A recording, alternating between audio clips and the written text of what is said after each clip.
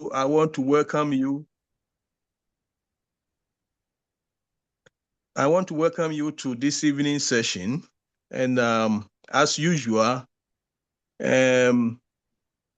are reading Kwame Nkrumah's Conscientism.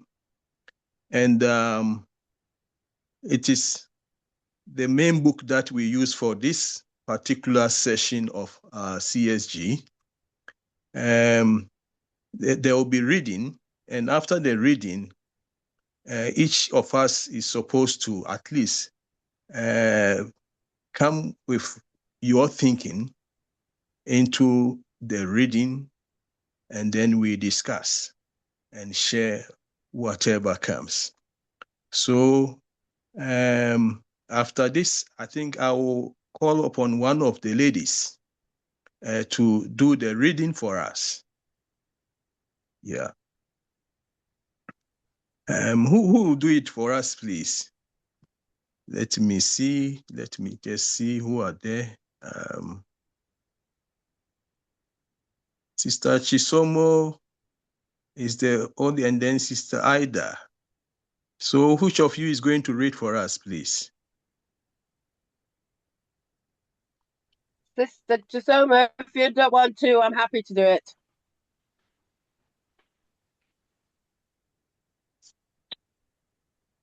Could anybody hear me? Yes, I can hear you. She's busy. Okay, then I'll read. Okay. Slavery and feudalism represent social political theories in which the deployment of forces is not a... Sorry, Brother Benny. The only condition on reading is that the reader must not be too fast. Must read slow. Okay. Thank you. Okay. I thought I was doing that. Okay, let me start again then. Slavery and feudalism represent social political theories in which the deployment of forces is not a problematic question. In both slavery and feudalism, workers, the people whose toil transforms nature for the development of society, are dislocated from any say in rule by a vicious division of labor. One class of citizen toils and another reaps where it has not sown. In the slave society, as in the feudal society, that part of society whose labors transform nature is not the same as the part which is better fulfilled as a result of this transformation. If by their fruits we shall know them, they must first grow the fruits. In slave and feudal society, the fruit eaters are not the fruit growers. This is the cardinal factor in exploitation, that the section of a society whose labors transform nature is not the same as the section which is better fulfilled as a result of this transformation. Please, could you put the page up a bit? Or should I leave off there? No, Brother Benny, I think we'll just do with that. Maybe we do. Yeah, that paragraph is enough. Yeah. Okay, so then I'll just read that bit, the last bit again. This is the cardinal factor in exploitation, that the section of a society whose labors transform nature is not the same as the section which is better fulfilled as a result of this transformation. Thank you. Yeah, thank you too. Yeah, last week we read the preceding paragraph, which we look at how the human impact as society on the environment, and we had various people contributing very well. It was exciting, and today we are looking at slavery and feudalism, which sometimes when you talk about feudalism, I know that it's like a kind of a concept which many people are not aware, but it is the prevailing concept that rules the European or Western societies in particular, even though it may not be only there, but at least what also, for me, what separates the West and our southern world here is the issue of feudalism. So I will prefer that people just pay attention and that we learn a lot, because from this paragraph, as much as those who know feudalism are able to explain it, we are going to learn much as to how we in Africa, maybe how we can play strategically with our Western world, which has dominated us for centuries, even till now. So at this point, I would open the way for each one of us to contribute. But before then, I would like Brother Kwame, if you can also shed light on feudalism, because it is a concept that needs a more clarification before people can would come in also to contribute in the discussion.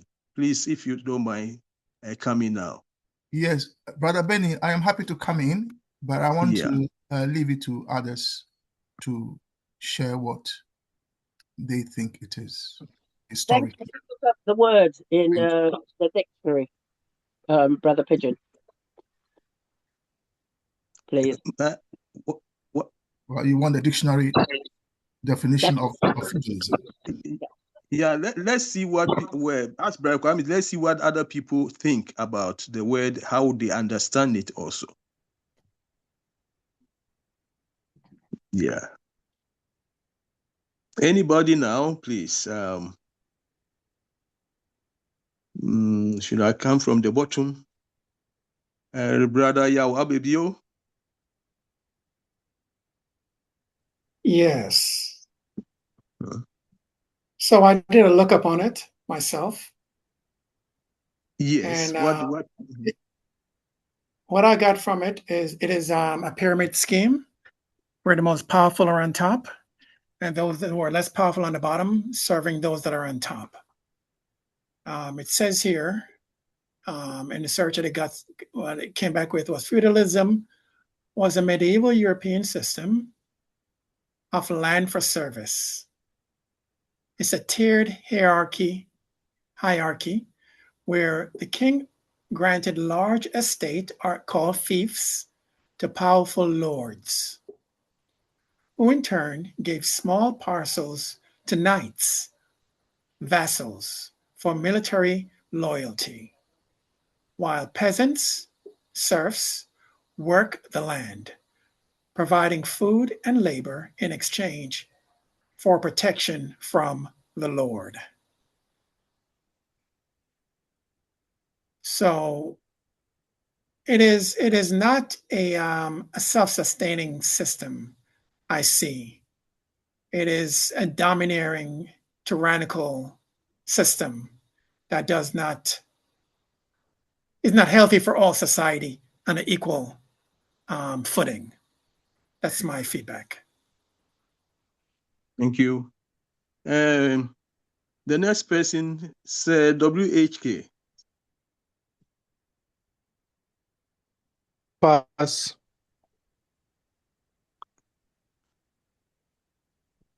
Say a window. Please pass. Okay. Brother Sam. Good evening, everybody. Am I audible? Yes, please. Yeah, brothers and sisters on the platform. My understanding is that this system, you know, slavery had a meaning that says these slaves were property; they were owned by whoever is uh, uh, ruling or is in charge. The slaves could be killed, could be sold, but they were serving the master. In feudalism, these were serfs, basically the lower strata of that pyramid that my other brother presented.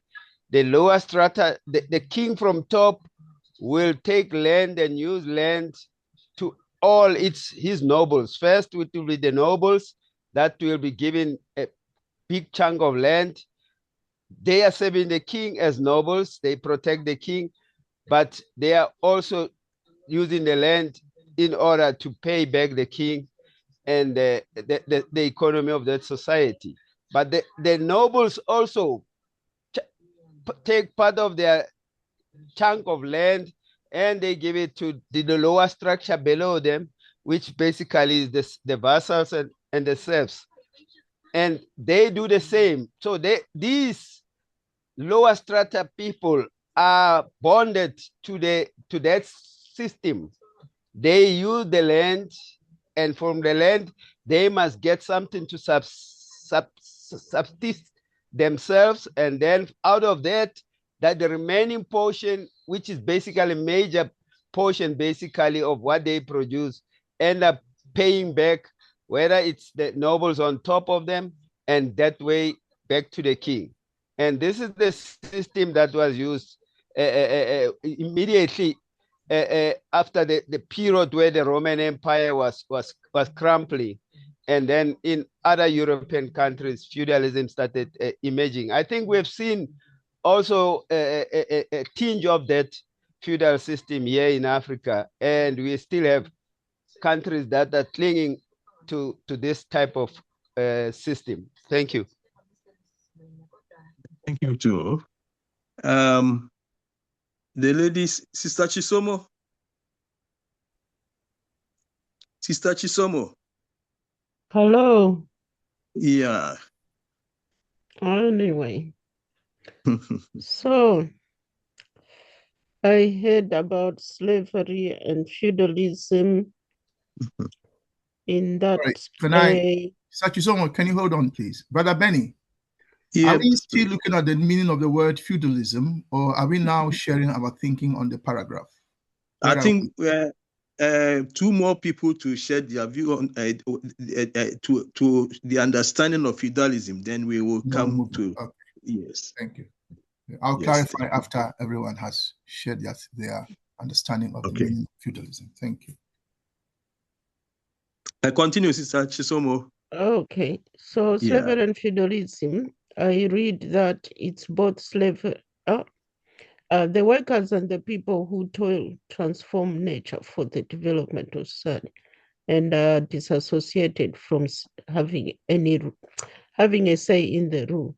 And there's also one bit that says the fruit eaters are not the fruit growers. And what was the other bit? Something similar. And I still see that today in my country. And it's sad. So it might look like it happened then, but it's still happening today. And it also explains the fact that how we run our countries today, or what we practice in our country, we're still copying the colonial masters, and we're still doing that to each other. Thank you. Yeah, and there are two ladies more, Amina and Amma. Please, one of you should come in, and then Brother Kwame would also, shed light on it. Hello, good evening, everyone. Good evening. Yeah, I think I will let the next sister to go. I just arrived home now. I was driving, that's why I couldn't unmute my mic. I just got home now, but I'll be listening, and then I will join back again probably next round. Okay. Sister Amma. Okay. Sister Amma. Sister Amma. Hello, Brother Benny. At the moment, I can't speak. Okay. Then Brother Kwame come in, and then we can continue after you come. Brother Benny, can I share my thinking on that before Brother Kwame? Okay. I didn't know you are still there. Yeah. So to me, I think feudalism focused more on land, because slavery was focusing more on man or persons. So feudalism is more on land and the usage of land, or the ownership of land, which to me is that in a feudalism system, the land is owned by the wealthy. Yeah. You can either call the South African scenario as the feudalism land, or even most of African countries where still whites own big chunks of land, either the farms, the international, or the multinational. And the majority, now here, the wealthy are the minority, but they own a lot of land. The majority become the peasants, or they call the serfs. Now they work on this land of the minority rich in exchange for something like either protection or a shelter. They either call the tenants or the squatters, or they have some place to live in. But they don't own the land themselves. So they only work on the land, the majority peasants, but the land is owned by the few minority wealthy people. So to me, feudalism is more about land ownership. That's what I can share. Thank you. Thank you very much. Yeah. Brother Kwame, would you come in? Yeah, because I wanted to ask some question, but come in first, and then I will throw another question. Right. Yeah. Okay. Well, still on the same land on the feudalism question. Is a question a follow-up on the feudalism question? Yeah. In fact, I would have wanted maybe an example whether in Africa we have this kind of system here or not. Which country actually practice it here? Well, yeah. Okay. So historically, my understanding is that the Muslim conquering of large swathes of Africa, that the Muslims introduced feudalism. That is my understanding of the African history, that the indigenous African system, the land was owned by the people, and in the sense that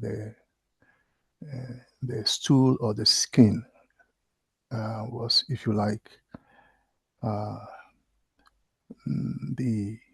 held the land in trusts for the community as a whole.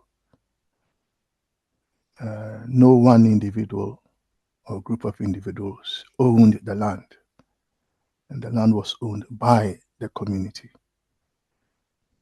But when the Muslim conquering and takeover came, they changed that system.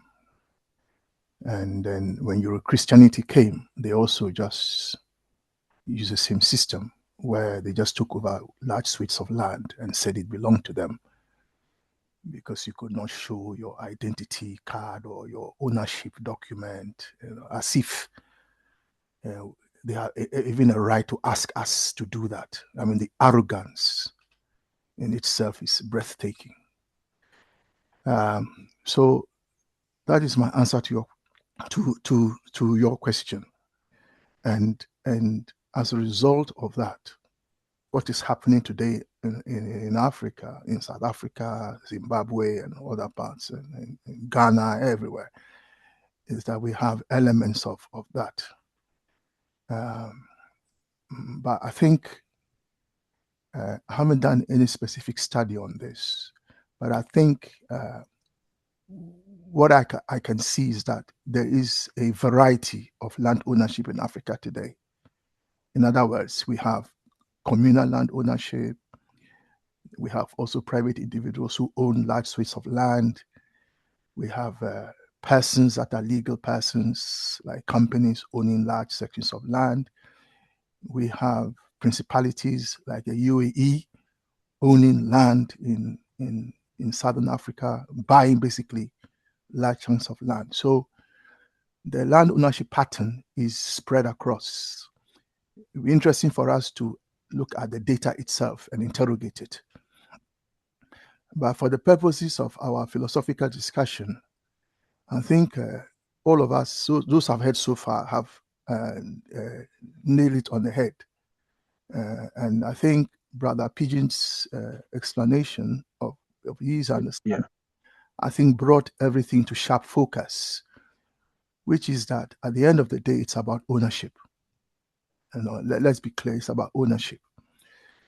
But as we've seen with the situation on our continent, even when it's about ownership, what also matters is control. So you may own it, but somebody else controls it. I'm giving an example of mines. So the land belongs to the state.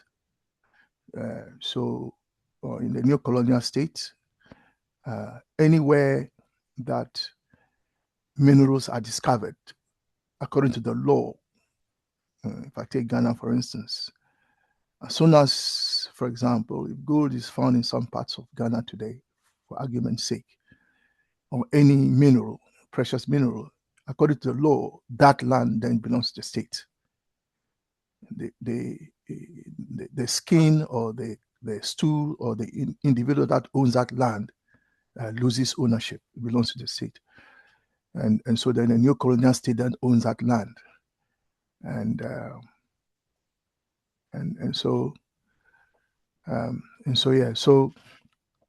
the question of land ownership, and the reason I use the example of the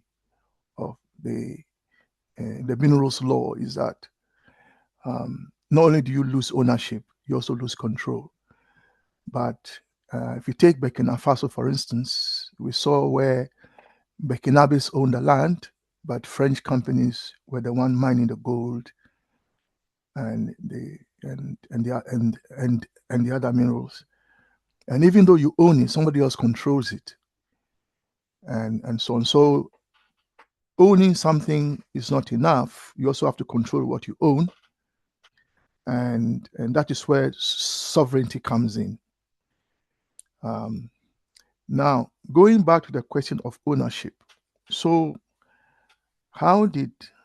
if nobody came into the world owning land, because we all came to meet land when we came. Okay, this planet was there before we all arrived. It doesn't matter where you arrive from, whether you arrive from Saturn, you arrive from Mars, whether you arrive from Sirius, wherever you arrive from. As Brother General always reminds us that Unaki came here looking for gold. When you came, you didn't bring the land with you. It was here when you arrived. So how did you come to own the land? How did one individual come to own such large swathes of land? How did one family come to own the entire Canada? How did one country, how did one individual or one institution own the entire United States of America before the rebellion, before the war for independence? How did that happen? And so those are legitimate questions. Okay, how is it that we have lost control? I don't think we've lost ownership, but I think we've lost control of large tracts of land in North Africa to other groups. How did that happen? So those are quite legitimate questions when we're looking at the question of feudalism. So feudalism, as explained, is that you own the land and then you share it out. You share out portions to other people because they have no ownership of land. They don't own land. So you share it out to them on condition that when they work the land, they divide the fruits of the land into portions, and you get a portion and they get a portion. And because you own the land, you may even get the largest portion of the fruits of the land. So basically, you do no work. Other people do all the work for you. And then you just enjoy the fruits. And then you call yourself the aristocratic class, the middle class, whatever class you want to call yourself. So that essentially is feudalism. So how did it arise? Well, if you go back to the agricultural revolution, there was no agriculture. So we all roam the land to look for food. That's why you could say you own the land, because we all have to go and search for food. So how can you own the forest when we all have to go there to look for food? So we all own the forest. We all go there, we look for what we want. Okay? So we're roamers. We went to look for food. And then came the agricultural revolution. And then there was no need now to roam, because you can stay in the same place, grow crops, and get the same things that you get from the forests, at least some of it anyway, a majority of it. And you were okay. You didn't need to now roam around. You can just grow crops. And so we started growing crops like beans, maize, corn, whatever you want to call it. And then the women stayed at home because they controlled the home. Started with gardens, they controlled all that. The men still went out to hunt, didn't they? The guns called it Bobilo. I like the word Bobilo, the hunter. And they went out to hunt, and they brought whatever they hunted back. Well, there are still groups in Africa who hunt today. They just live on hunting and other parts of the world. And so it meant that large parts of the if we are all farming, then it means that we can't farm on all the land, can we? That means part of the land will remain fallow or will remain unused. It doesn't mean that it's not owned by us. It just means that it's not in use yet. You see, so when the British arrived in Kenya, for instance, use an example. In fact, they did that in West Africa as well. So, actually, look at all this land. It's not being used. Well, it cannot belong to anybody. Otherwise, they'll ring fence it. And so feudalism has its roots in the agricultural revolution and the need for us to feed ourselves.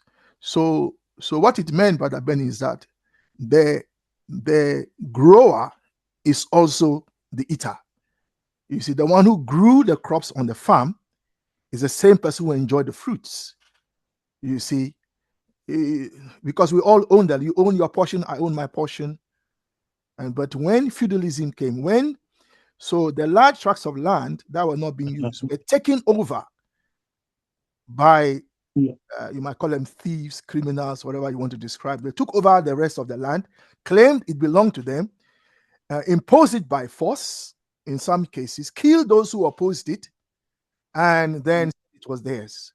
And so then they didn't do any work. So then that meant that the fruit growers now were not the fruit eaters. Thank you. Let me see. Yeah. I think we will thank you for the light you have shared on this. And it connects to the next, with it one sentence? Yeah, it's the next sentence which follows. In both slavery and feudalism, workers, the people whose toil transforms nature for the development of society, are dissociated from any say in the rule, which I think Rakwame has explained it.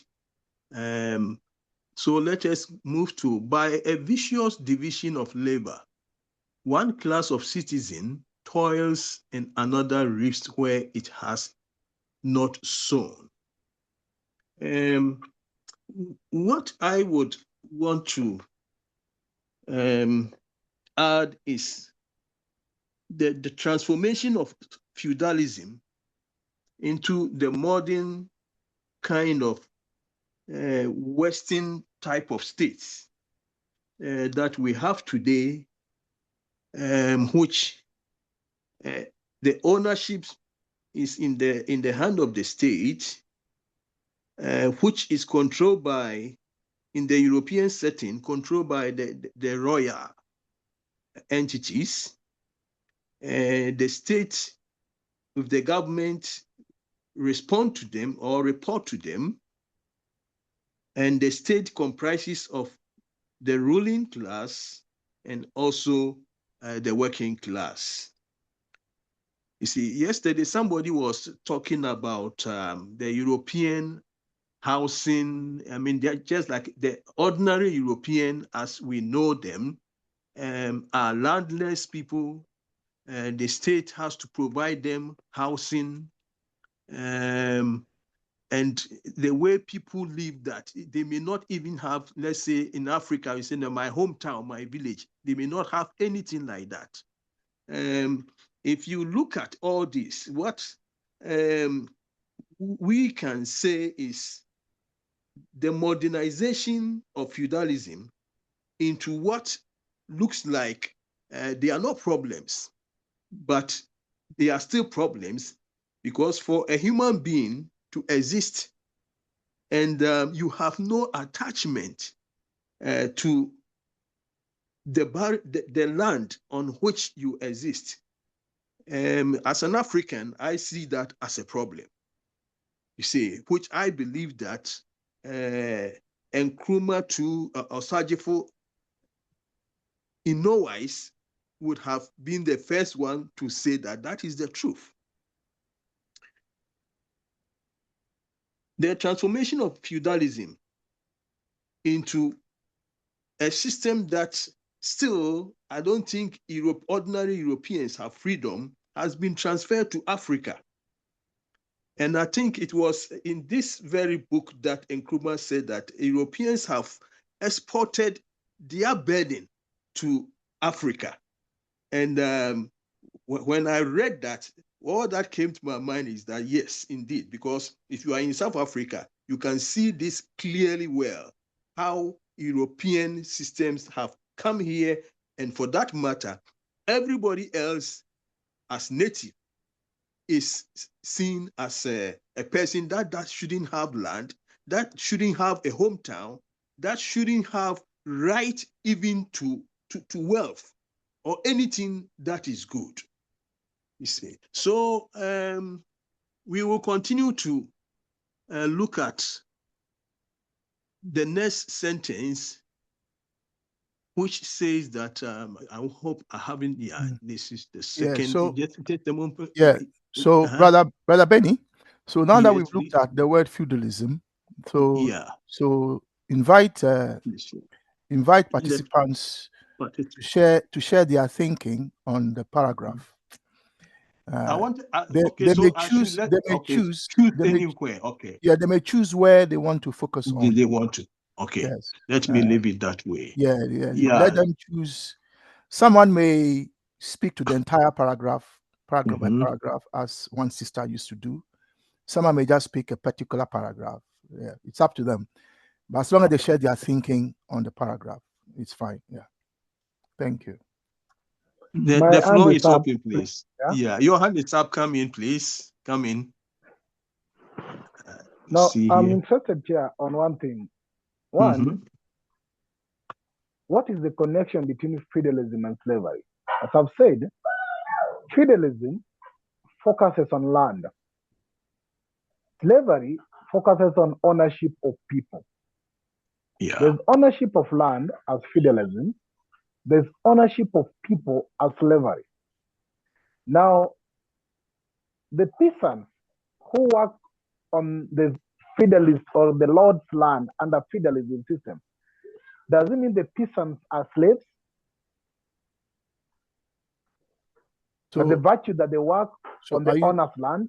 Yeah, so the question, brother Pigeon, so the question is, look at the conditions of service. Look at their concrete conditions. Does it tell you they own themselves or somebody else owns them? Yeah, that is the question. Yeah, so a serf may not be owned in law. You understand? But in the South, in the American South, you were somebody's property, and there was a document that said you were owned by so and so. That's not the same with serfdom. But if you look at the working conditions, is there any difference? So there may not be a difference, or there may be a difference, but the question is, the system of ownership. There's one where you can own someone in law. It's interesting you separate ownership of human beings and say that it's different from ownership of the land. And I think you are saying that is important. Yes. I think you are saying that, but I think for us, the question is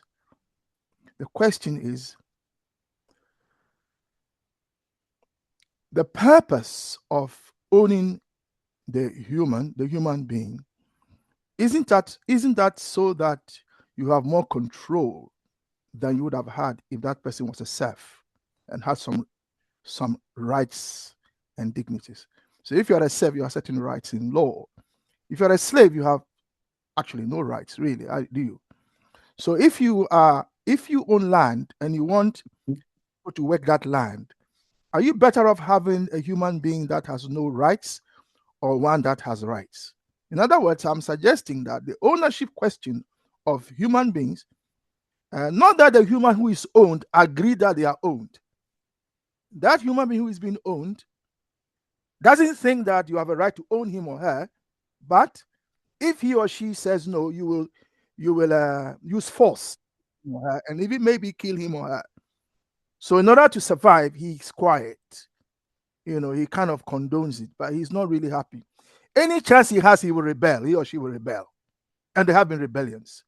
So the question is, if you're a landowner, would you rather own someone outright or have someone who has rights? I think that for us is a question. Yeah. In fact, you bring in more questions, but because the whole issue, you haven't finished.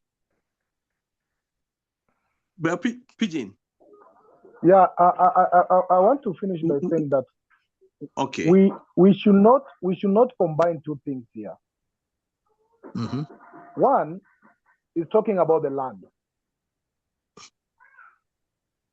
and slavery. Two is talking about the person. Now, people like our ancestors, some were taken from the continent, and basically they were not working on the land. Others, like our mothers, were working in the house. And the fact that they were not working in the land and they're working in the house, did it now not say they were not slaves or they were not in the feudal system? What I'm trying to bring is that the slavery was focusing on capturing of the people. You own them, you sell them as goods. This is my property. This 1 shilling, this 10 shillings, this 30 shillings. And that's why when slavery was abolished, those who were owning our ancestors claimed that they should be repaid for what they had lost. So they had lost human being as a primary property. Whether the human being was to work on the land or work on the house or work anywhere else, to them the property was human being. Now in feudal system, the primary goal here is the land, not even the person, the land. Now when the person become in a slave condition is how the person who then work on the land is treated. So we say that the person working on the land is treated as if they don't have rights, or is treated in a manner that is more of in a slave condition. So one owned us as a people, one owned our land. And if you compare this now that Nkume is talking about the society, because in society and ideology, what I'm thinking is that there are two forms of ownership that we should not forget here. That we must control our land and we must control ourselves. So we can be free, yes, in a country like in Kenya today, you say you're not owned by anybody. But where is your land? Your land is in the white man's hand, like in South Africa, and by you working in the same land, you're just a slaver in a different version. So that's what I'm trying to think here, that Nkume is trying to bring the ownership of two main properties here. Ownership of land and the ownership of the people. And that nobody should own the people, neither should somebody own the land of the people. And the people should own their land and own themselves. That's what I'm trying to think. Thank you. Yeah. Okay. Okay. May I say something? Okay, come in, Yao Bibio. Yes, I had my hand up for a while now. Yeah, come in, Yao. So coming from the West, where I've been living most of my life in the United States, this brings me to the thought that this is a sharecropper type system, this feudalism system. This is where the sharecropper type system came from. And the way the sharecropper system came about is the sharecropper in the post-Civil War South was a farmer, both black and white, who worked a landowner's property, paying rent with a large portion, half or more of the crop grown, plus fees for supplies, creating a cycle of debt that keeps them tied to the land, resembling slavery, but not legally distinct. And there were other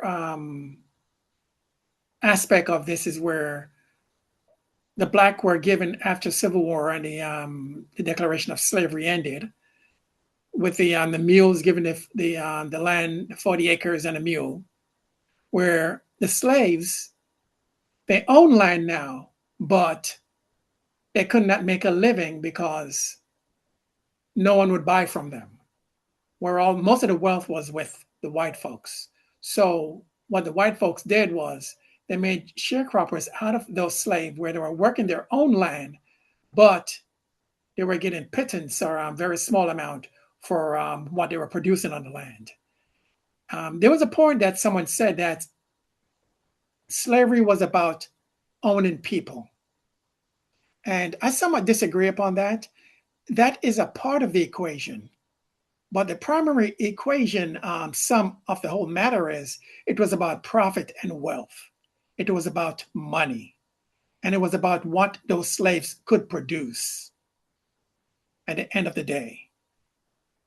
That is the bottom line. That's my thoughts. Okay, Yeah, thank you. But sorry, Brother Yao, but you would also accept that that is part of the equation. The other part of the equation, as Brother Pigeon has thrown light on, is that having the slave, is itself the wealth, is itself wealth. You see, it's not just what the slave can produce. I agree with that. But even if you have slaves and they don't produce anything, you can sell that slave and make money. And the woman that you own can have children. Those children, like, excuse my language, it's like having cows. The cows produce, you can sell the cows. You can sell the cow and make money. So I think, but I'm suggesting that we keep both in mind. Let me ask you a question then. If that cow could not produce, and you sell that cow to someone else, will that cow last for any long period of time? But then you are referring here to the difference between a bull and a cow that can... No. I'm talking about a female cow that cannot produce calf. What is going to eventually happen is they're going to cut that cow up, make cow meat out of it, and destroy it. And they go to the end of that profit cycle. But if you cannot, again, the main point is to produce. Okay, hold on. If you sell that slave, go ahead. Hold on. So when you say that the enslaved can't produce, what are you saying? Are you saying they can't do any work at all? Number one, if they refuse to do any work, or say they're crippled, nobody would want that slave. So what? So what does that mean? But it still doesn't mean that slavery as a system did not have two sources of wealth: the slaves themselves. I agree. Because what happened? What they produce. Yes, I do agree with you. Because what also happened is they were making the slave to breed more, so they can have more slaves to produce more. So that was another part of the equation as well. They were basically treating us like animals. So brother Benny. So what I'm suggesting is that what Brother Yao is saying is correct. At the same time, we need to take into account what Brother Pigeon is also saying, that there are two sources of ownership there. There is ownership of human beings, and then ownership of the wealth that those human beings can produce. Under capitalism, you don't have ownership of the person, but the capitalist has ownership of the wealth. They decide how the output is used. The workers have no say. And so, yeah. So the capitalists cannot, if you like, calculate the wealth of the workers and say, I own the workers, this is how much they are worth. Whereas the enslaver can do the same, can do that. Yeah. So yeah. Okay. Thank you. You see, this actually comes with, if we can look at why they use this strategy of first, they tackle land and dispossess the people. And once they dispossess the people, then the ownership of land goes to them. And for that matter, the people becomes, they can easily be enslaved, because then they have to work on agreement to earn their living, and it comes back to the same profit and wealth making. So yeah, if we take Brother Benny, so when that happens, if they dispossess you of the land, they have two options: to either enslave you, become slaves of the land, or they turn you into workers. So those are the two options. Yes, two options. Thank you. Any person, please, that can also. So Brother Benny, continue to go around. Yeah, Brother Yao, you've spoken already. We need to hear from others. So Brother Yao, brother. Let me see. Brother Yao, you will come back later. But let no, I'm just saying Amma has her hands up. No, you don't need to have your hand up. We will go around and hear from everyone. Thank you. Yeah. But you have to raise your hand if you want to interject or say something or whatever. But yeah. All right. Thank you, Sir Windhoek. Sir Windhoek. Okay. Sister Tapua. And Brother Benny, also remember, take the voices in alternatively. Yeah, alternatively, a female voice, a male voice, female voice, male voice. Thank you. Yeah, Sister Tapua. Brother Benny. Yes. Okay, Sir Windhoek, continue. Yes, I called you, please. No, mine was just a question not related directly to feudalism and slavery, but it has got a small flair of that. Yeah, once you are sharing your thinking, that is the most important. I wanted to ask Brother Kwame why he keep on referring to Namibia, Zimbabwe, South Africa as neo-colonial states. Is it because they were created by the colonizers, or do they continue to be owned by the colonizers? Well, Thank you. You mean in this meeting or generally? In general, and in this meeting, you did mention. Yeah, every African country, as far as I know, is a neo-colonial state. The entire continent, from north to south, they're all neo-colonial states. Ghana they're all neo-colonial states. I think we've made that very clear, which is why we want to unite the nations of Africa to liberate the nations. Thank you. Yeah. Yes, Sister Tapua. Hello, everyone. Thank you very much. Yeah. See, I'm going to start by what I presumed was the reason why there's reference to South Africa, Zimbabwe, and Namibia in certain circles. I think the experiences that these countries have of the colonizer is slightly different from the experiences that particularly West Africans have. Because by the time the settlers came into Southern Africa in particular, they wanted to stay. They did not want to just exploit and leave. They wanted to settle and make this their home.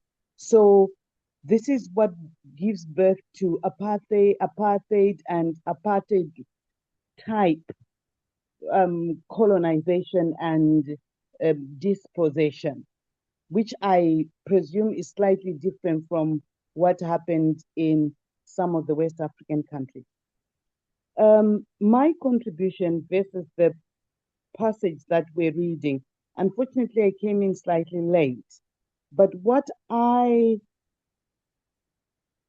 glimpse from this passage, for me, it's stuck as so different from the African experience. Because for me, what this passage says is slavery and feudalism are a result of the lack of Ubuntu. In other words, when you have slavery and feudalism, you have lost your sense of the other's being or your ability to treat the other person as a person. This passage has made me remember some of the literature that I was reading on, I can't remember which Ghanaian writer, but it was somebody trying to explain and apologize how certain African groups did not quite understand what chattel slavery was. And therefore, when they let people go, they did not quite anticipate the experiences that they would have. Because in the African context, pre-colonial, one, because there was no direct ownership of the land belonged to everyone. But Ubuntu or Hunu made the people appreciate that to exploit the land effectively, to survive. Oh, sorry.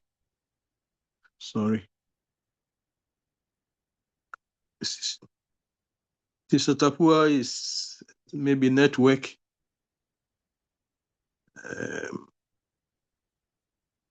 Okay. Yeah, she's no longer with us. Yeah, Sister Amma, your hand is up. Sister Amma. Sister Amma.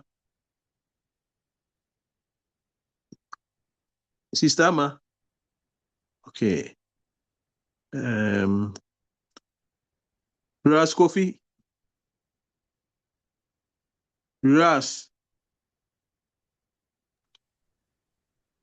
Yes, Ras. Yes, comrade. Yeah, please share your thinking. Please, I'll come back later. I just joined, so. Okay. I didn't realize I was cut off. Yeah, okay, continue, please. Continue. Yeah. Okay. I'm not sure sorry, how far you Tapua, you were not cut off. Nobody cut you off. I think your internet connection. All right. Thank you. Okay.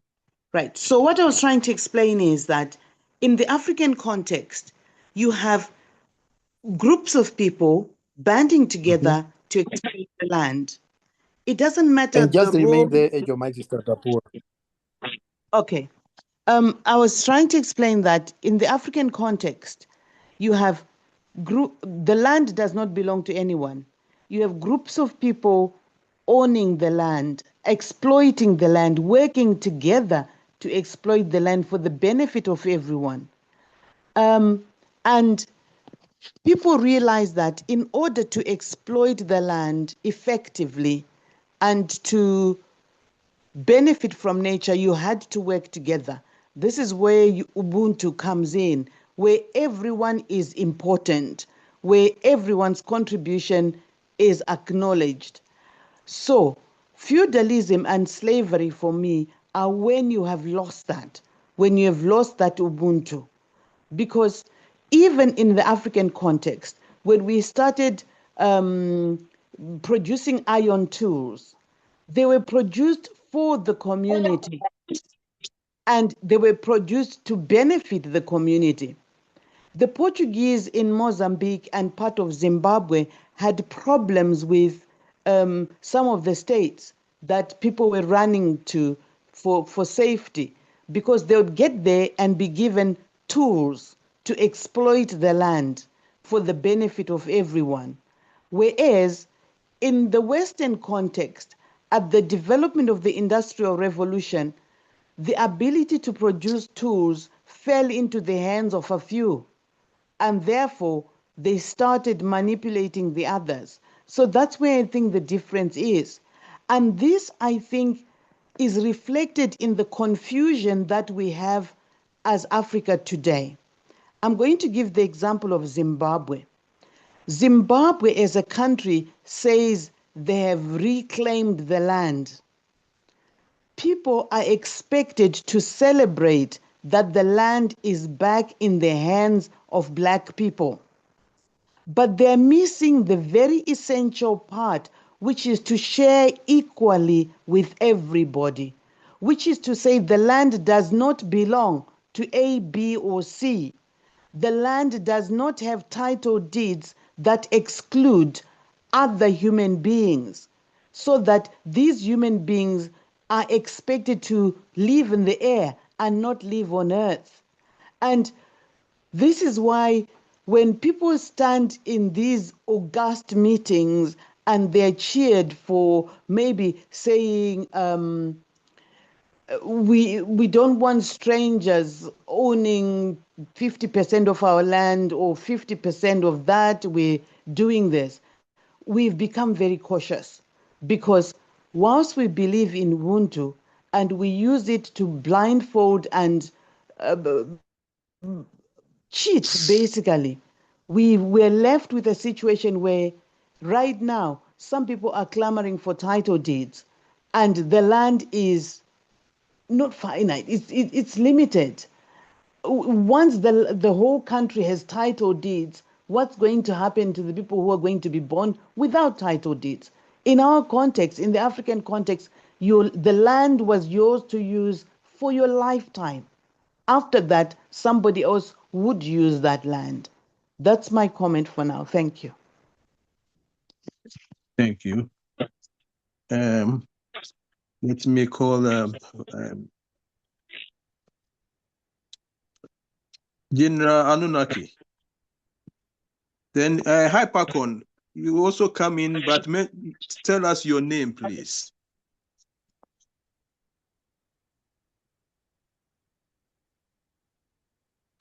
Hypercon. Yeah, Benny, I think Hypercon is Brother Mauli. Okay. Brother Mauli of Ghana. Okay. Thank you. Okay. Please, will you come in and share your thinking? Brother Mauli. Brother Mauli. Or maybe he's having a problem. Okay. General Anunnaki. General Anunnaki. Okay, we will come back to you. Sister Priscilla. Sister Priscilla, do you hear my voice? Yes, Okay. I can hear you very well, but I think I just joined, so I'm not going through the slide so that I'll get the inputs of the whole thing before I can make any comments. So I'll come in again, please. Thank you. Oh, okay. Let me go up. CAC Secretary General, Zanzibar. Can I pass for now? I hope to come back, listen further. Okay, Sister Kanita. Excuse me, but I do have my hand up, and I have had my hand up for some time. Hi, everybody. Oh, sorry. Sorry about that, but come in. Okay, who is that? Amma. Amma. Amma. So may I talk, or should I still wait? Okay. You were Amma, come in. but you didn't answer. That's why. Yeah, can I explain? Well, I will. Let me finish, please. Yeah, can you hold on, Sister Amma? Can you hold on, please? Just so everyone is aware, whoever is chairing the meeting selects who he wants to select. And then, but what we say is that we hear a male voice and a female voice in that order. And also we say that everyone must be heard. So if you haven't been spoken yet, be assured that you will speak. And as Sister Ida was saying, Stama, he did call you, but you weren't available to speak at the time. So, yeah. So just be assured, Sister Stama, that you will speak. You don't need to put your hand up. You will speak. Yeah, thank you. Brother Benny, over to you. Thanks. Yeah, Sister Amma, then come in before I go to another person. Your hand is still up. Actually, don't worry. I'll just leave it. It doesn't matter. I'll leave it. Thank you. Okay. Who else? General Nunaki. General.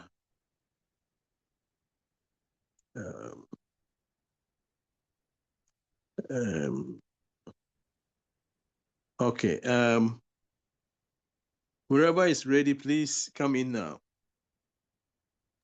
Benny, there is Coco. You haven't called Coco yet. Oh, okay. Yeah, Bra Coco. Coco. Also unspoken. Sister Grace, I don't think has spoken, unless I haven't heard her, unless I misheard her. Sister Ida hasn't spoken yet on this paragraph. There are many who haven't spoken. Can you see the names in the? Yes, I can see the names. Yes, Bra Coco. A few haven't spoken yet. Thank you. After Bra Coco, Sister Ida also follow Bra Coco, please. Brother Coco. Brother Sam. Brother Coco says he's on the tube. Okay. Sister Ida, come in. Okay, I'm interested in it's not the bit about just past it's by their fruits we know them.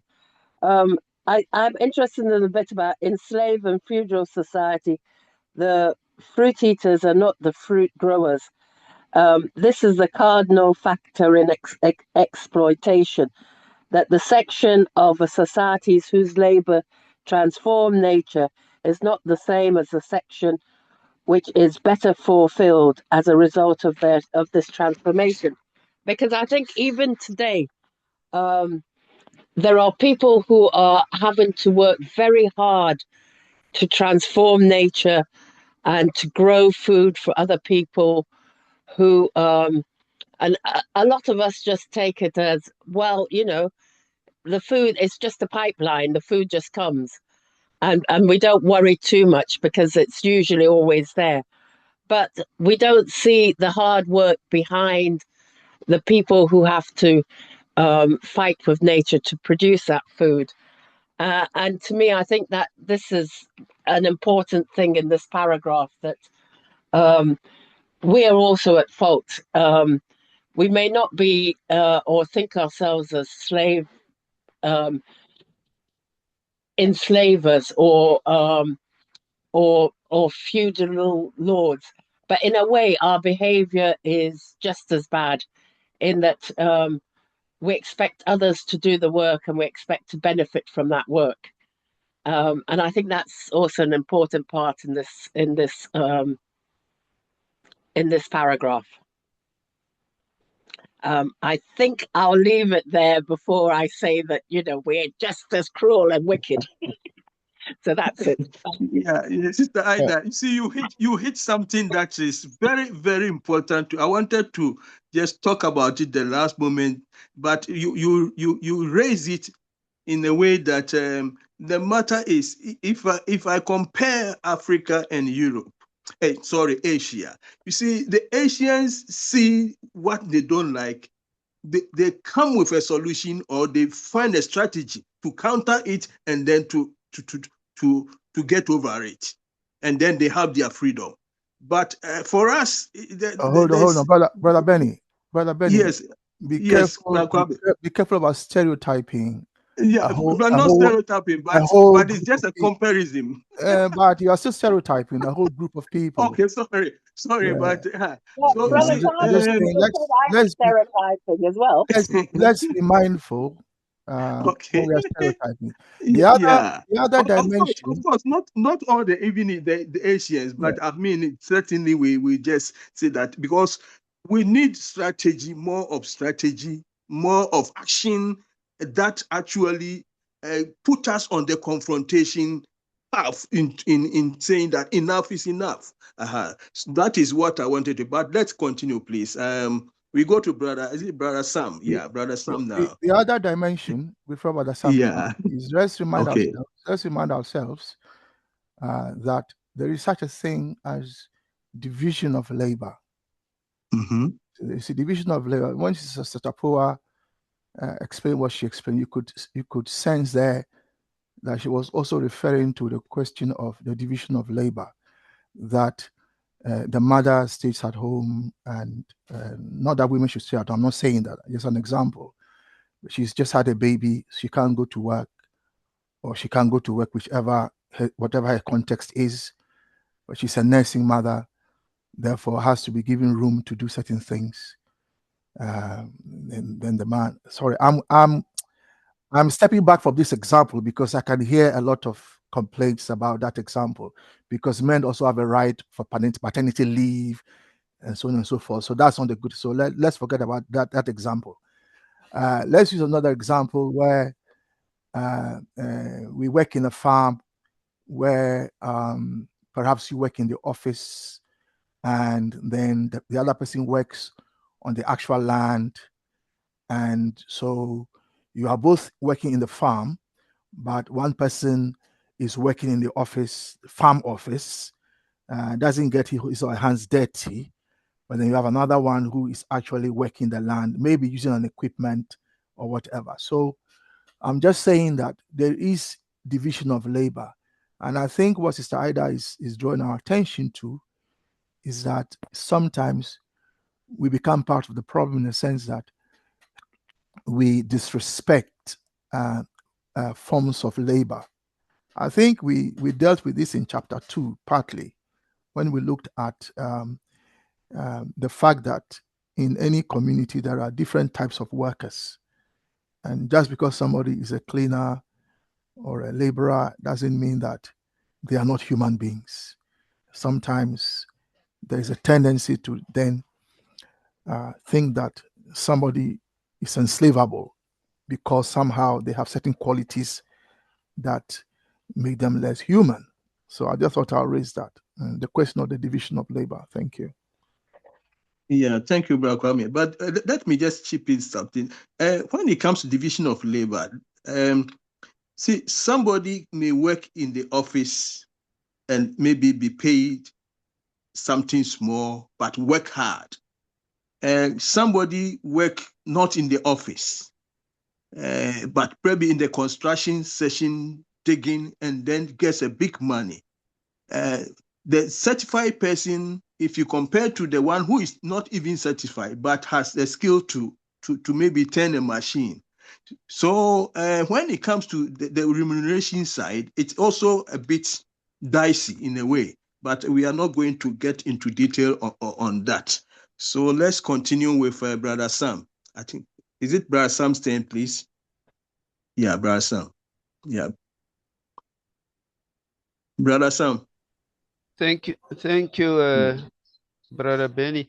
Members on the platform, I think many people that came before me have already explained what I get here. You know, on top there in the beginning, where Kwame says the deployment of forces is not problematic question.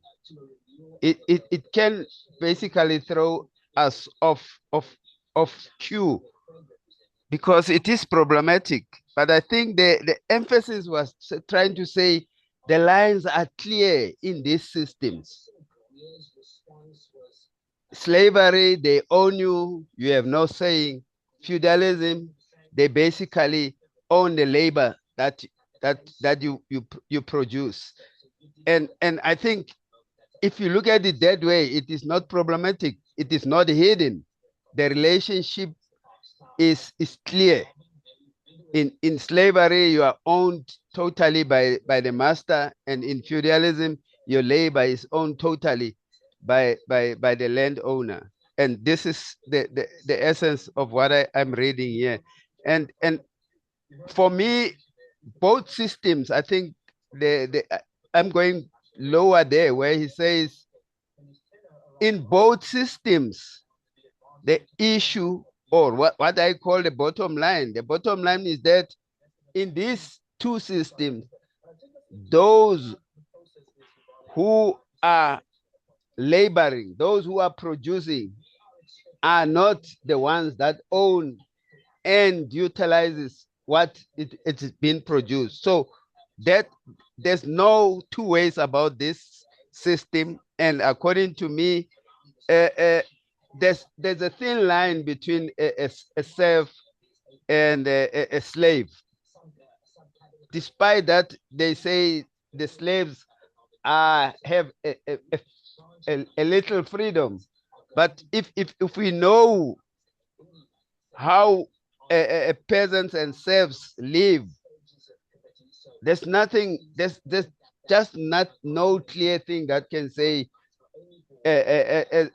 you are better than a slave.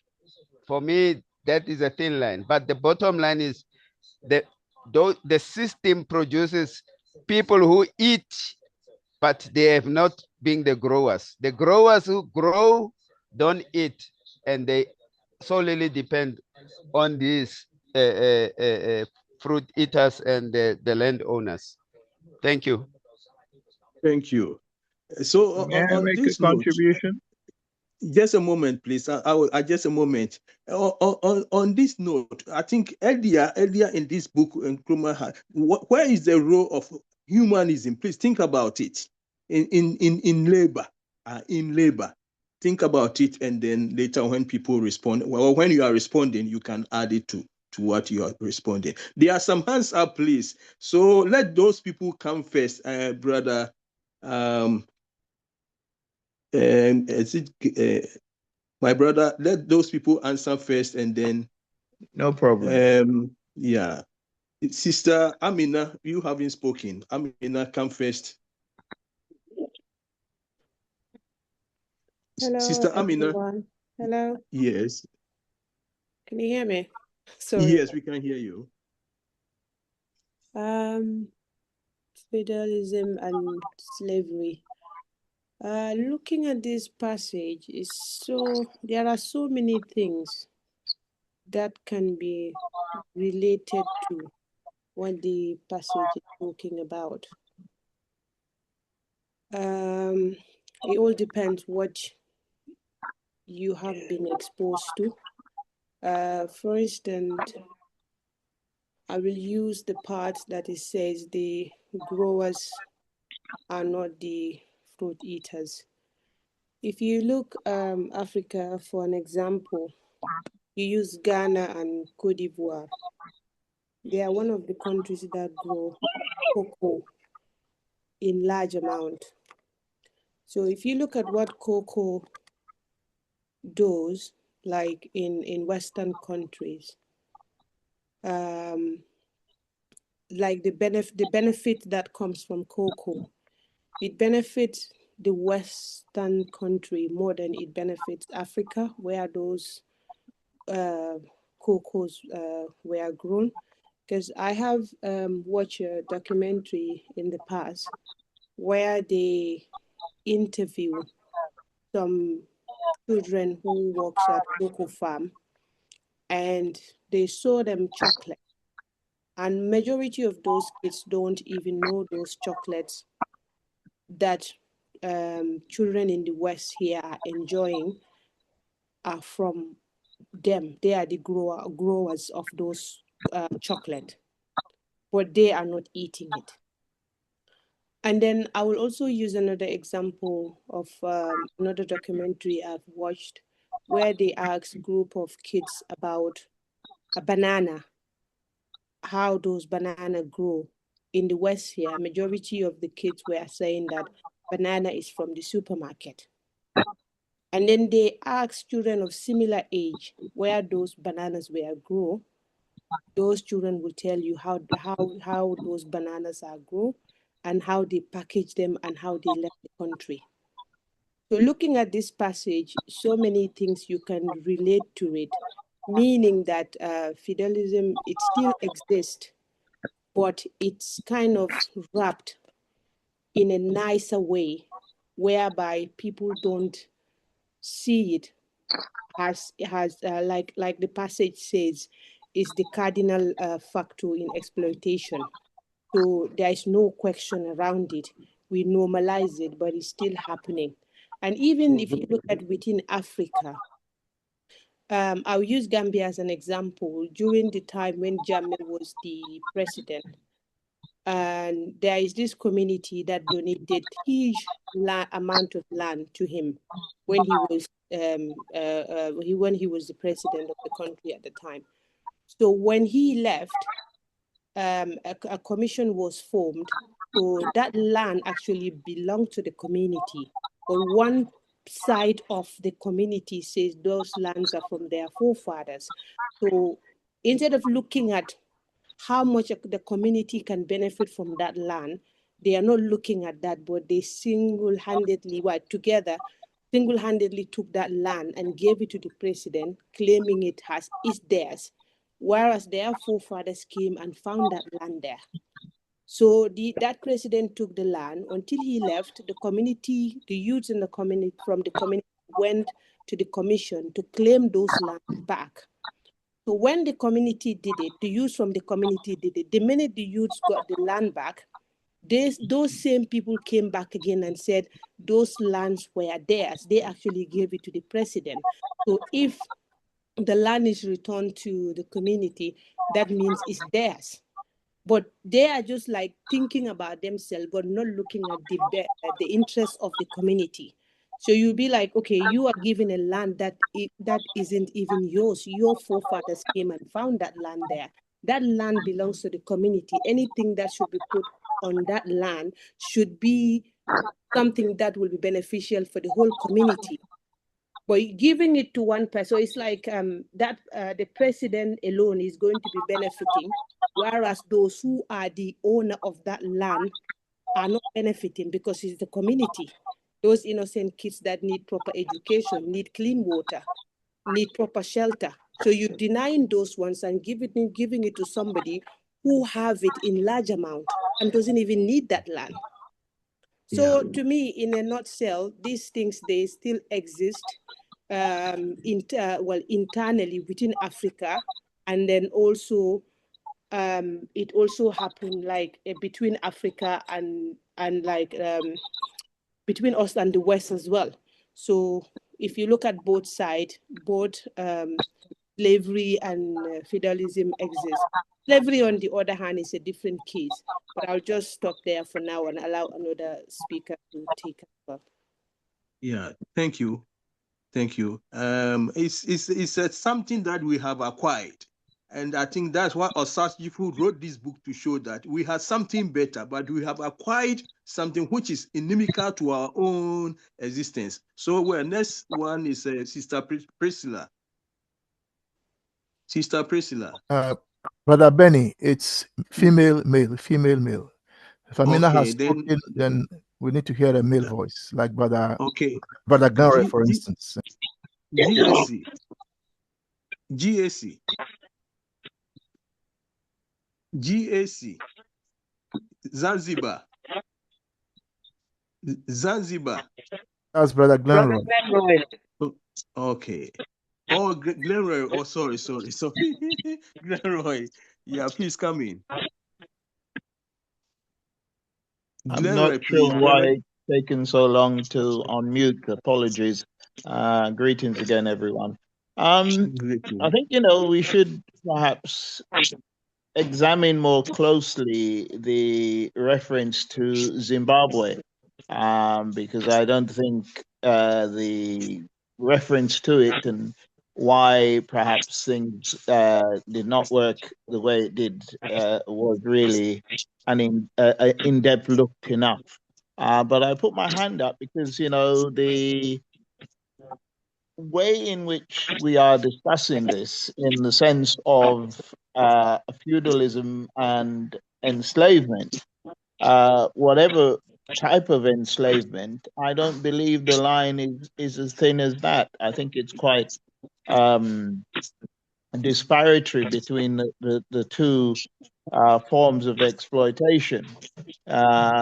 Feudalism, you could find yourself with other landowners, or even defeat of your current landowner that your loyalty or whatever will be to, and would be transferable.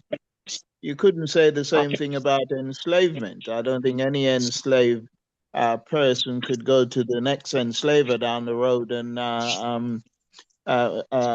join up with them, but you could in feudalism. So I think that we need to highlight that disparity. I think the rest, that workers are being exploited, enslaved people are being exploited, and they're not the benefactor of the labor they produce.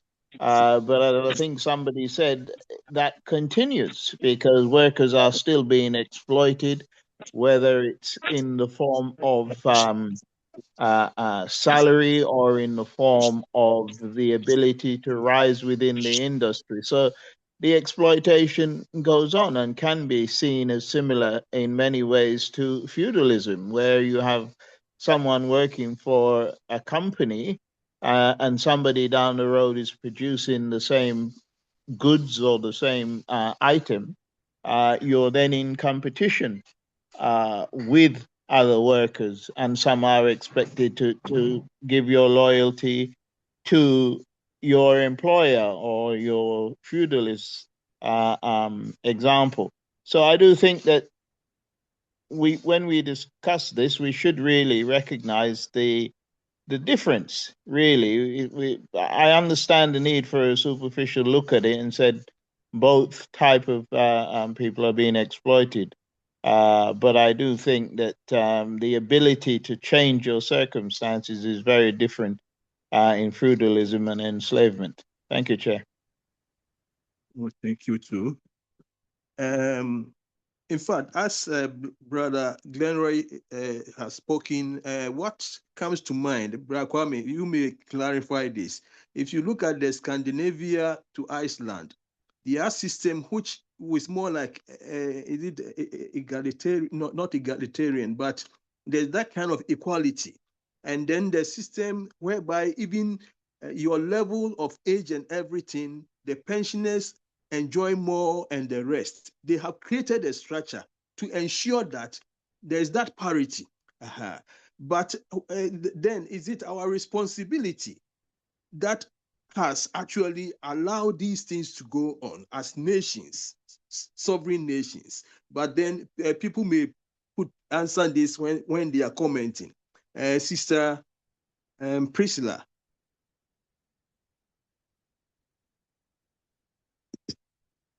Sister Priscilla. Oh, he's the one that spoke earlier. No, you spoke in, please. Yeah. No, I've not. Not yet. Can I come in? Yes, please continue. Yeah. Hello. Yeah, continue. Can I be heard? Yes. Okay. All right. So good evening. All right. Good evening, everyone. Good evening. The discussion on table that we are talking about. I think I have a different opinion altogether, but it's all amounted to the same discussion. Sorry, hold on, Sister Priscilla. Yes, sir. Just be mindful. We're not sharing opinions. We are sharing our thinking. Okay. So, thank you. So all right, thank you. To add a voice to what we are talking about, or to my understanding, I believe I'm using the correct words. Looking at the society we are in, I believe that there is something we need to relook at. For instance, whatever we are practicing in society pertaining and then the benefactor and then the one who labors, the one who benefits a lot. I think that we need to look at it from a different perspective, because whatever system we are running in Africa was being put out by our masters or our colonial masters, and therefore once they are no more there, we should also we should be able to have a different we should have a different kind of system that can benefit the society very, very well. For instance, we have a system. We have a system in Akan where we call Doche. That is read and let's share. You give your land to someone, the person farm on it. At the end of the day, you put this thing into the profits into three shares. The one who labors take two, and then the landowner takes one. The reason why you are taking the one who labors take two is that he takes his cost of doing the farm, and then he takes his profit, and then the other profit comes to you. This was the original system that we were running, or we run, and which still exists, but in some other aspects whereby the landowner is so powerful, sometimes trying to maneuver and then try to have a very tactical way of taking all. And so I believe that we need to we need to sit down and run a system that be a win-win. And then one aspect is that we should also understand that life is about choices. There are some people that they will not kind of want to improve on where they are. For instance, if you are growing up and you get some responsibility, you should know that if you were doing a job that was not much earning, you need to move one step ahead. And so whatever you're doing, we need to think cognitively how we be able to survive, because all about surviving in a peaceful environment. And so if during the colonial era you are a slave, you go, you read, or your master uses you to read, you don't think outside the box. Yours is to read, cultivate the farm for me, do this for us. You don't answer questions, you don't add anything. You're just like excuse my language, like a robot. The press you do here and there. Now we are not in that era again. In this modern world, we are not in that era again. Now we made the choices we want to be, and therefore if you are practicing a system, if an individual is practicing a system that is not helping, you need to have one step ahead. You need to know, okay, at this system is not helping me. I cannot be a factory hand always producing being at the bottom, always helping to produce rubber, plastics. We are doing this, we are doing that. Then they give you peanuts, whilst the company owner have a lot of money or have a lot of profit. And so what do? You need to move one step, right? Life is a journey. You need to move one step. If you are a factory hand, you must move to being a supervisor or be planning of having your own activities that's going to help you to also benefit. And so on the matter of what we are discussing, this is what I think about, is that the individual must also have a way of making impact which will value into self-freedom, by not always being the loser. For instance, we have cocoa farmers in Ghana. Theirs is to just produce the cocoa. You ask the cocoa farmer, sometimes you engage them and then you ask them, how are you able to germinate this? How is the cocoa being grown? He tells you, oh, you just have to do this, do that. They don't even know the benefit of the cocoa they are producing. Sometimes all they don't know, we use it for chocolate, or we are using it for pomade. They don't even know the end product of the cocoa they are producing in the farm. And so you realize that the upper class, who is not a farmer, studies about the cocoa, look at the benefit of the cocoa, and make good use or take advantage of the benefits of the cocoa. Whilst the cocoa farmer, who donates, putting all the edges and everything, do not even know Oh, sorry. Doesn't even know the end product of the cocoa. And so I think in as much as we are putting up a society, we should put up a society where we're going to leave the colonial era where we were just to do this. If you don't do this, I'll kill you. If you don't do this, I'll kill you. Those pressure is no more there.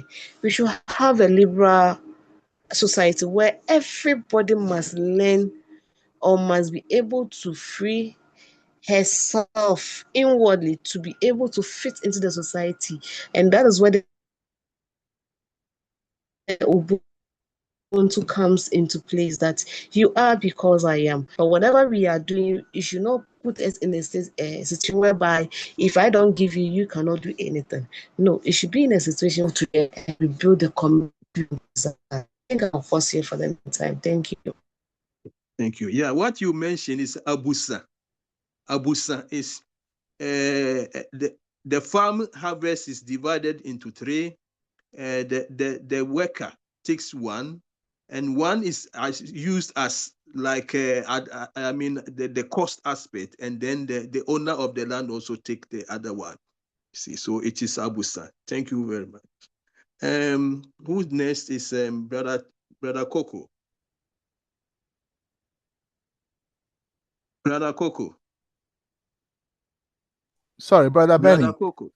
Yes. Brother Benny, I think Sister Priscilla has raised deep philosophical issues with her presentation. Yes. So you want to come in? Yeah, I want to draw her attention to the philosophical point she's making. So, okay, when people act as individuals, so there are three dimensions are in there. There are concrete circumstances, their state of mind, and their experiences. So these three things go into decision making. So I'm not sure that Sister Priscilla is deliberately saying this, or whether Sister Priscilla, that's what you are saying. But you seem to be saying that an individual, all individuals, irrespective of their state of consciousness and their material circumstances, can make decisions to transform themselves. Is that what you are saying? Sister Priscilla, is that what you're saying? Sorry. Yeah, what I'm trying to say is that to get it right here, what I'm trying to say is that society is made up of individuals, and then the individuals comes together to form a collective. Pause. Sister Priscilla, pause. Pause. Yes. Sister Priscilla, in as much as yes. Pause. Yes. So society, society is made up of, you said, individuals. What about families? Even extended family. What about the land on which they live? What about the community in which they live? Don't those matter? No, wait. Understand me very well. I'm saying that society is the individuals that made up the society to form common. I'm questioning that. I'm asking you, is that the case? That's my question to you. So it is the society, it's the individuals that made the society. Yes, to understand your question very well, I will say yes. Even with the family, it takes one person and another person to come together to form a couple, and then for them to procreate. And so it obviously begins with one individual joining together to form a society. So I still stand by that. So you think society? So you think So you are saying that 2 + 2 + 2 is the same as 2 × 2 × 2. Is that what you're saying? Let me get you well. 2 + 2 + 2. You are saying it's the same as 2 × 2 × 2. Well, depending on how you put it, but me, I believe that 2 + 2 will give you 4. 2 × 2 will give you 4, right? So there's a difference. There's a difference between when two people come together, a man and a woman, and they form a family. That family unit is a different entity from they as individuals. You don't think that? No, well, depending on the kind of course they want to embark on. For instance, so hold on. So you are saying that if they don't come together individually, can they have a child? Can the man have a child by themselves, or a woman have a child by themselves unless they come together? Yes, the individual of a woman and the individual of a man comes together to join a cause. That is, they come together and then they procreate. Precisely. So my question is, can they procreate as individuals? No, they have to come together. They have to come together. Now that coming together, when they form a new unit, the family unit, don't they? Yeah, sure. So that family unit has its own dimensions, doesn't it? So that family unit can do things that the individual by themselves can do. Yes? Yeah. See, let me elaborate a bit here. I have let's say I have my intent. You also have your intent. So our intent is going to design what we want to do in the family we want to procreate. For instance, probably I have the intent to be with you so that we have 5 children. You also have the same intent. So we have a common goal. Do you get it? So we have a common goal. And so we meet, and then our common goal is to have 5 children. So that is the intent. The intent of coming together is what matters here. So I'm suggesting to you, Priscilla, that is not enough. Intent. What if you wanted 5 and I wanted 10? Then what happens? What if our intents do not match? What if we want 10? So what if we want 5, but where we can only look after 2 because our income is not enough? Do you see what I'm saying? I'm saying that reducing, if you just take even just a family of 2, reducing that whole family to just individuals is not enough. What about the children? You understand? So I'm suggesting to you that look beyond your definition. There will be time for more of this discussion. It's a philosophical discussion, by the way. Your understanding and how you see the family, even just a family, as opposed to a society that is made up of different families. I will also pause there for now. It's something we can take up later, Sister Priscilla. Thank you. Yes, very well. We're very ready for that. We need to talk much about that. Yeah. Maybe you're not understanding my expression. So maybe when you have an ample time, we talk about that. Okay. All right. Yeah, Brother Coco, come in. Greetings, brothers and sisters. Do you hear me?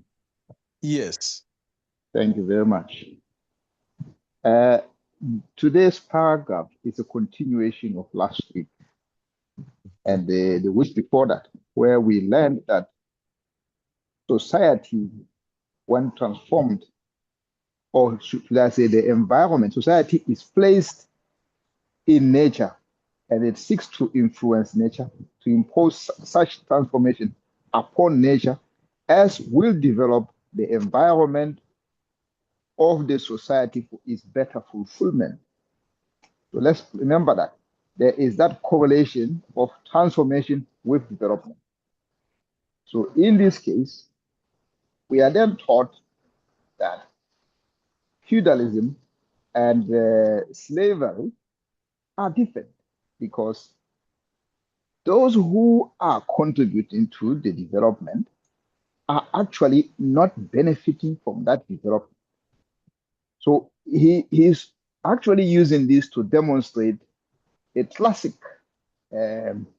exception to the rule which he proposed in the previous paragraph, that society will transform nature, then nature will in turn transform society.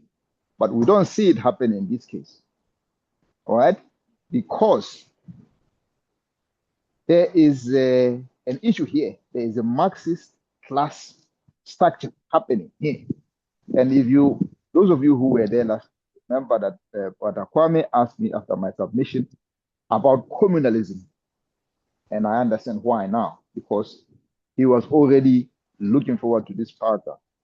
Because communalism is communal ownership of resources, communal ownership of productive resources. But in this case, those who work the land don't own the land. And you could argue that even under slavery, they don't even own their own labor. And under Marx's labor theory of value, we expect that all the factors of production should be remunerated accordingly, according to the value that they bring to the land. But under all these other systems, this does not happen because the capitalist will invest in whatever project that they have and then employ labor. The labor will then produce, will take the capital and produce the finished product. After that finished product is produced, the capitalist will pay a labor pittance and keep everything else. So this is where the problem is. The transformation of the environment is not benefiting everyone else. Importantly, it's not benefiting the people who are engaged in production. So the producers are being exploited. And that formula is breaking down. That cycle of society transforms nature, and nature then transforms society, breaks down. I hope you understand where I'm coming from or where I'm going with this. Then it calls for egalitarianism. And under egalitarianism, we are all equal. And it also flies back in the face of one of those Greek classical philosophers who were saying, because you are educated, you have to have more, or because you are a certain class, you will have to have more than everyone else. He was advocating for higher education, or should I say, class system on the base of education. But in this case, we understand that you transform nature, nature transforms you, hence everyone else has to benefit from that. So this is an interesting one, an intriguing one, because it's historical materialism. We are seeing where it all went wrong. It all went wrong. And he references feudalism in this case because feudalism existed in Europe before capitalism happened. So you could say that capitalism is a modern state of feudalism. Yes. All right. So can I leave it there? Yes. Okay. Yes. Brother Benny, can I make a quick comment to what Brother Coco said? So Brother Coco, you do, however, know, don't you, that the Marxist labor theory of value is not just Marxist. That is a classical economist, all of them, from Adam Smith down to Marx. Yeah. And yeah. And during feudalism, Marx did not exist at the time. So in a way, we are looking back to look at an analysis using those tools at the time, during his time, to then go back and analyze a system that was there before and say, this is a cardinal factor. Yeah. All right, thank you. You did raise a matter in the WhatsApp group, which we don't have time to go into now, but I would love for us, Brother Benny, to look into what Brother Coco said, because this is the right forum to have that discussion, but we don't have time for that, so we'll leave that for now. Thank you. Apologies, I'm late, and again, the paragraph has moved on to something else, but we will discuss this at the right time. Thank you. Okay. Sister Tapua, just fast, because we have just 7 minutes. Maybe I'll give you 3 minutes.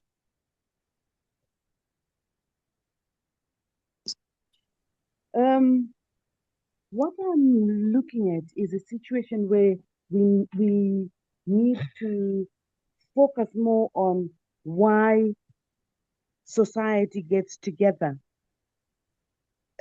because it's been pointed out that we need to get together to manipulate nature, use nature for the development.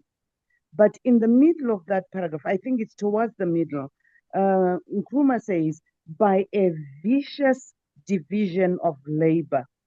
I got really interested in the use of the word vicious, division of labor. One class of citizen toils and another reaps where it has not sown. And my question, what came to mind for me was, how vicious is it? Because the connotations of the word vicious means it hurts the other person. It's taking advantage of the other person. And there's very little room for defending oneself. And what I've ended up with is almost like a formula where I'm saying, if we always remember that we are together to take advantage of nature for the development of society, the formula would be, we labor, everybody in that society labors. That's where we're starting from. We have the resources that have been provided by nature, and that equals the development of society, where everyone benefits in terms of health, in terms of food, or anything else that is essential for existence. When we're now talking of the vicious division of labor, we're saying, whereas we were saying in the formula we have labor and other resources, the maybe two or more factors that were contributing to labor, these people who were working together as equals, despite the different roles that they had, there's a schism, there's a split. One group moves out of the laboring, and you're left with one group laboring, producing, but not benefiting. Maybe not quite precisely that, but not benefiting as much as the other groups. So what we have is a situation where the viciousness affects those people who do not own the means of production. And I remember there's one speaker who said, the solution is that individuals can, there's a speaker who said, I can't remember who, that individuals always need to have one step ahead in order to not be exploited. Individuals are left with no choice when they're surviving within that system. So you have us as individuals competing to go up this ladder in order to join this class of people who exploit others. And we think that that's a solution to our problems. We don't realize that for us to liberate ourselves, we need to act as one, especially the people who are laboring, so that we do not lose control of capital, because capital is a direct result of exploitation. I'm coming to a very sensitive part for me, which is the Sister Tabua, just bring it to an end now. Just run off, please. Our time is almost gone. In Africa, we've got a problem where, for some reason, we think that those Africans who now claim to have the capital are they are us. Dangote is not us. Strive Masiwa is not us. All they show us is how they've joined the exploiting team. But we are forced, because of our nature of Ubuntu, we kind of presume that they'll be able to act in everybody's favor. I'll end there for now. Okay. Thank you. Thank you. Bra Coco, Our time is up, but if it is, can make it very short, please. No, Brother Coco can't come back again. Brother Benny. Okay. Yes. The time is 1 minute to 8. Now you realize that quite a few people haven't spoken yet. Brother Pigeon hasn't really spoken. Brother Philip hasn't spoken. Brother Mauli hasn't spoken. General hasn't spoken. Sister Amma hasn't spoken. And I'm not sure if Sister Amma had a chance, but he said he's not going to speak. Yeah, but she still hasn't spoken. You didn't go back to her and ask her whether she wants to speak. So you can see that many people haven't spoken. Your role as chair is to make sure everybody speaks. All right, thank you. I will limit. Next time I will limit the minutes so that people will have the chance, because then it is going to happen. We don't dictate how you should chair. Everybody chairs according to their own personality. Can you now hand over to Brother Pigeon so he can make the announcement so that we bring them into a close? Yeah, but let me hand over, please.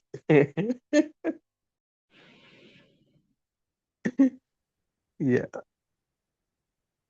Please, over to you. Brother Pigeon. Brother Pigeon. Brother Pigeon. Brother Pigeon. Okay, it appears that Brother Pigeon. Okay, maybe he's having a problem. So, Brother Kwame, take over, please. And then... Yeah. On behalf of the team, thank you very much, Brother Benny, for sharing. I know it's your first time, but you can see what is involved. And it was a surprise. Yeah, other people will also share as we go forward. So thank you all for coming. So we have come to the end of another Thursday class. We shall meet again next Thursday to continue the discussion. This weekend, on Saturday, we shall have our unification meeting, and presenting on Saturday will be our own Brother Benny, who is just chaired. He'll be presenting. Brother Benny, tell us a bit more about what you'll be presenting on. Yeah, I'll be presenting on the Africa Center for Intangible Phenomena Studies, our vision, mission, and aim, and then activities that we've started with. So that will be it. It's a decolonization mission. Yes. Thank you very much. So that's it. Yeah. So brother Ben will be sharing that with us, and then Brother Welcome. As part of that presentation, we'll raise a question as to how that links up with the unification of the African nations. So that will be raised as well. So that is it for Saturday. I think those of you who attend the book club, when is it? What day is it, please? Monday. Monday. So thank you. So can you tell us a bit about that, Sister Ida? No, I don't attend. You don't attend, okay. So on might attend, I'm not sure. Sakizomok, do you attend the Monday class on the book club? If not, you can say a few words about it for others. Yeah. Yes, I do. Not sure I'm able to explain, but anyway, we read this book. I've even forgotten the title. Is it the dictator one, or you finished that one? Yeah. Is it the one on dictatorship? That's right. Okay. Dealing with dictators. Defeating dictators. Yeah. Okay. So how to go about it, or what people have tried. So we just look at what he thinks how it happens, and we then go compare with what's happening today in our own countries and our own experiences. It's an interesting book. I find it very interesting. Okay, Sister Tapua, Brother Coco, they're all in it. Yeah, they're all in it. Excellent. So thank you. Brother Coco, be mindful. You will be speaking. Is Coco still here? Okay, I think he's gone. Brother Coco, yes. I was making the announcements because we couldn't hear from you, Brother Pigeon. So those are the announcements. Brother Pigeon will be sharing the recording ASAP. Brother Pigeon, did I miss out any announcements? You are right. You didn't miss out an announcement, and as you've indicated, our Thursday session will continue. It will be on a Christmas day, so whether people will be available, but we will have to continue. I don't think we have ever paused on one day. unless that's a decision to be made. But we always meet on every Thursday. It happens to be a Christmas day, but those who will be available, you can come and we still continue this. Not everybody celebrates Christmas, so those who don't yes, come. Yes. Thank you. Yes. Brother Connie, I have a concern that I have to put forth. Yeah. We Can have tried Can we actually. stop the meeting? Can we end the meeting formally and then have that discussion, or is it part of? Just to highlight that just to highlight that you have been doing recordings that have been uploading, and it's my wish that at least members could share this within their circles, because few of us maybe manage to be here. So when the recordings are ready, at least you can share within your network so that they can also listen to them. Okay, thank you. That's from Brother Pidgin to all of us. Thank you. So this meeting is now formally at an end.